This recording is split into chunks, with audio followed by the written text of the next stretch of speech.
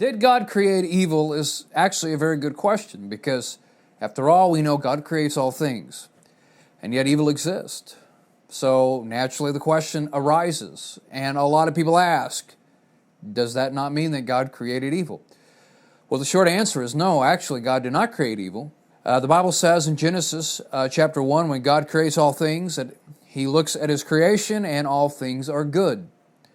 The Bible talks about God hating evil, taking no delight in wickedness. There's much in the Bible actually affirming God's detesting of that which is evil. But so, who did create evil?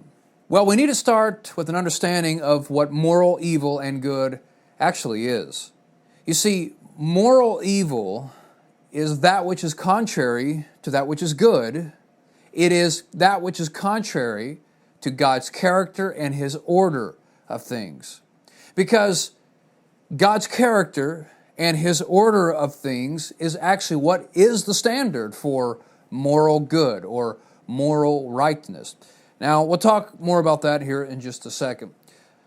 But see, the idea is that moral evil is not an actual physical thing as a part of the material universe that God would have created along with it. It's not a dark force out there that can be tapped into by evil people or the devil. As I said, it's that which is contrary to good. Some common examples that people use to compare it to is darkness and coldness. What is cold? Coldness is the absence of heat. Now, heat is an actual thing that exists. It's energy, actually. But coldness is not a thing that exists. It's the absence of a thing that exists, the absence of heat. Darkness is pretty much the same thing. Darkness is not a thing that exists. It's the absence of light. There are many comparisons that we might make, but evil is merely when a free-willed creature does that which is contrary to God's order of things or His character. But let's make sure that we understand what I'm talking about when I talk about the standard of good being God's character. God does not have a standard outside of Himself that He looks to determine what is good or how He acts or should act. His own character, which is unchanging, is good. And whatever reflects His character is determined to be good. So God is honest. When we are honest, well, we call that good. We all know it's good to be honest. It's a good thing within creation. To be faithful is good because it reflects God's character. When adultery is committed, we are being unfaithful, and that is an evil thing. When adultery is committed, we are giving that which belongs to somebody else to someone we don't have the right to give it to. It's not ours to give. Because when we marry somebody, we commit ourselves to that person. And so when adultery is committed, we are taking that which belongs to somebody else and giving it to another. This is stealing. This is an injustice on many levels. So think of God's character or the order of His creation as a straight line. So what is evil? It's making the line crooked.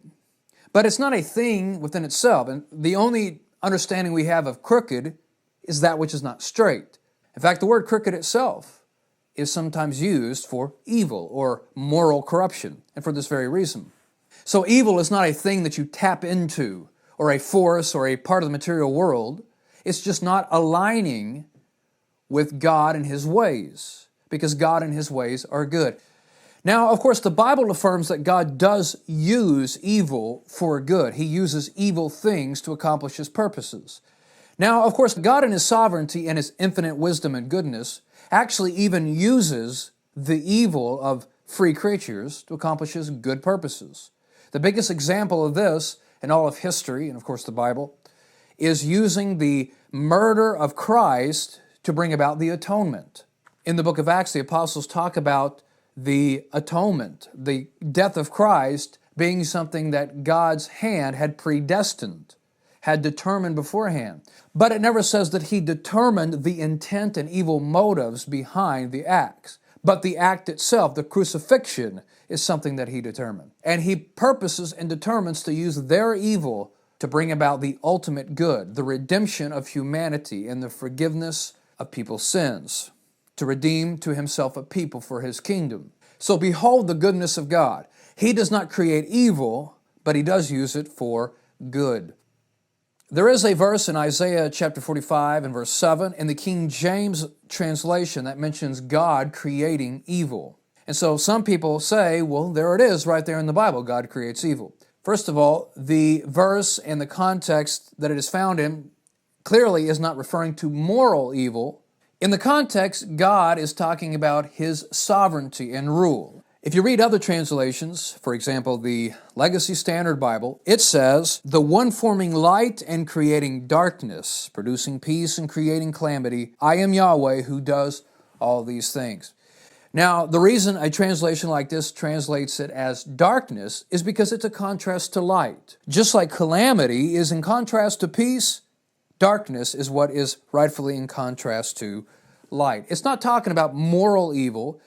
Evil is sometimes used in reference to other things besides just morality.